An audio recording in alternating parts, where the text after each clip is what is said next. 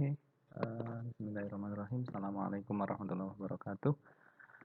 Untuk kesempatan kali ini saya ingin membahas sedikit tentang materi kelas 4. Materi kita di kelas 4, tema 4 tentang KD muatan IPA di KD 3.7 yang mana berkaitan dengan menjaga kelestarian dalam pemanfaatan sumber daya alam. Jadi sumber daya alam secara umum itu ada dua ya, sumber daya alam yang dapat diperbarui dan tidak dapat diperbarui. Nah, sumber daya alam yang dapat diperbarui itu kita dalam menggunakannya harus menjaga, memperhatikan kelestariannya.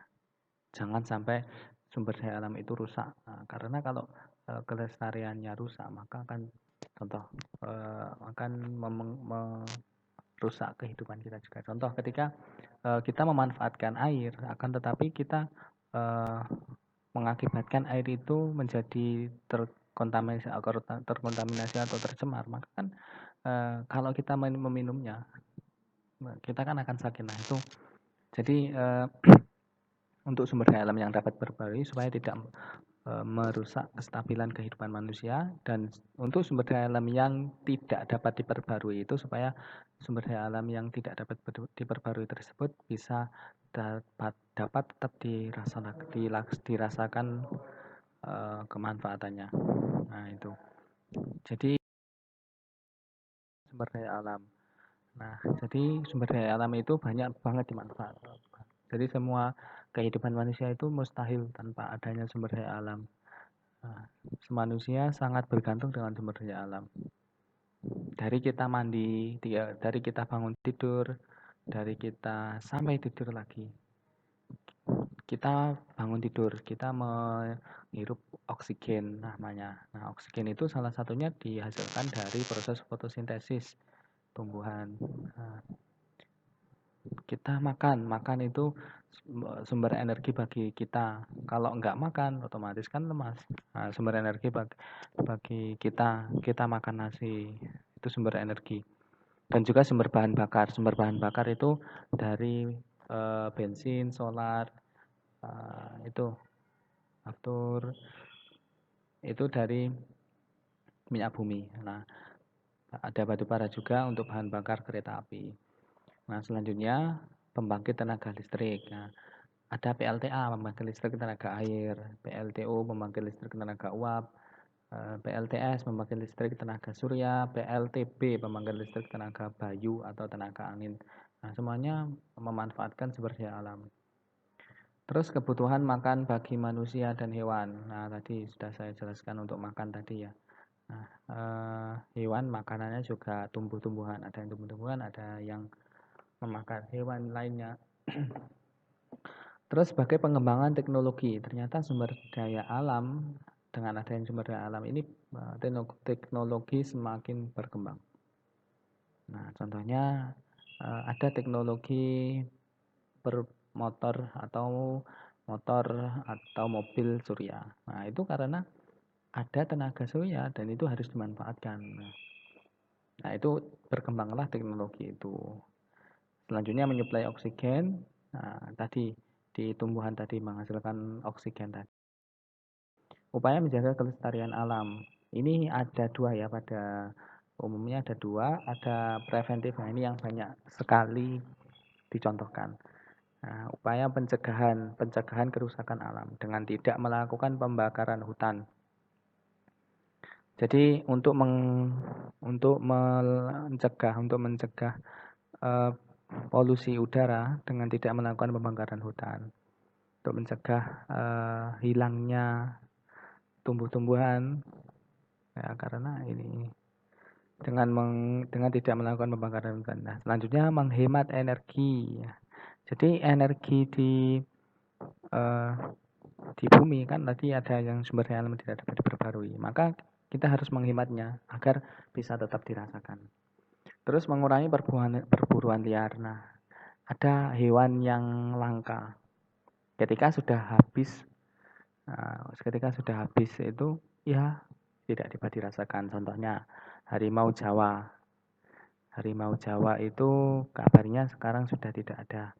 Nah, itu karena diburu terus harimau spesies dari Jawa ya. itu memang sudah.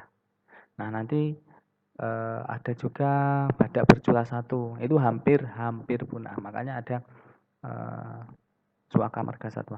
Terus mengurangi produksi sampah. Nah, supaya karena apa? Sampah di sini kan nanti bisa mengakibatkan berpotensi untuk menyumbat saluran air. Nah, terus di sini selanjutnya ada upaya menjaga kelestarian alam secara dengan perbaikan, yang dengan membersihkan sampah di sungai. Nah, ini kan di perbaikan itu sudah alamnya sudah rusak, akan tetapi masih bisa dilakukan perbaikan. Dengan ketika sampah sudah banyak di sungai, nah maka kita dibersihkan. Terus membersihkan sanitasi, reboisasi. Reboisasi itu bagi lahan yang gundul atau sudah banyak yang ditebang, maka ditanam kembali dengan namanya reboisasi. Terus memperbaiki hutan yang sudah. Nah, mari kita mengenal adanya 4R. Ini salah satu cara pelestarian alam dengan upaya 4R. Nomor satu itu recycle. Recycle itu mendaur ulang dengan merubah sampah menjadi barang yang berguna. Nah, ini contohnya di gambar yang tengah ini, mengubah sampah plastik menjadi kerajinan tangan. Terus reduce itu mengurangi produksi sampah. Dengan apa? Dengan memanfaatkan, menggunakan kembali sampah yang menggunakan kembali barang-barang yang masih bisa dipakai. Contoh, ketika anak-anak pergi ke warung, ketika di rumah semua sudah ada kresek, yaitu atau sudah ada tas, bawa tas dari rumah. Nanti biar produksi sampah plastik bisa berkurang. Terus replace, mengganti dengan bahan yang ramah lingkungan. Ini contoh yang kanan, ini ada gudeg. Gudeg ini dibungkus dengan daun pisang. Nah, ini untuk agar apa? Karena daun pisang itu lebih mudah diuraikan atau lebih ramah lingkungan. Reuse, menggunakan kembali bahan yang masih bisa dipakai ya. Contohnya di gambar sebelah kiri. Itu kan ada botol bekas, masih bisa dipakai untuk apa? Untuk pot di situ. Upaya keseimbangan dan pelestarian sumber daya alam. Yang pertama, meningkatkan penggunaan energi alternatif mengganti sumber daya alam yang tidak dapat diperbarui.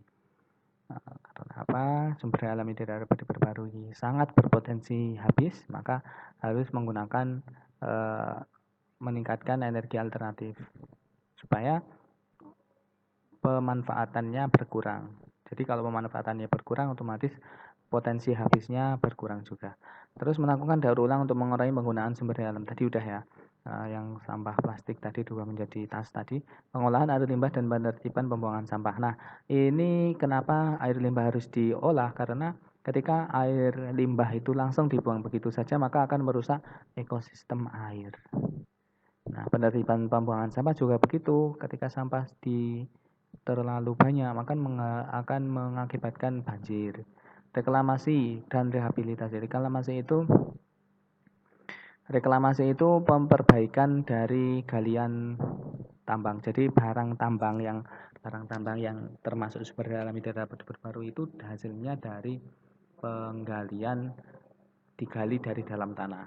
Nah, penggalian itu tentunya menghasilkan kubangan. Nah, kubangan itu harus ditutup kembali dengan reklamasi namanya. Terus rehabilitasi itu seperti reboisasi tadi. Selanjutnya menggunakan sumber daya alam secara hati-hati dan bijaksana. Nah, ini harus dalam kita mandi itu di gambar ini ya, kita mandi harus menggunakannya dengan tidak boleh boros. Nah, karena apa? Air yang boros tentunya nggak baik ya, namanya boros itu nggak baik. Ya, air bersih. Terus selesai berarti ya. Kelestarian alam ada di tangan kita. Marilah kita menggunakannya dengan sebaik mungkin dan digunakan dengan sebaik mungkin tanpa merusak kestabilan keseimbangan alam. Mungkin dari itu yang bisa saya sampaikan. Saya akhiri. Assalamualaikum warahmatullahi wabarakatuh.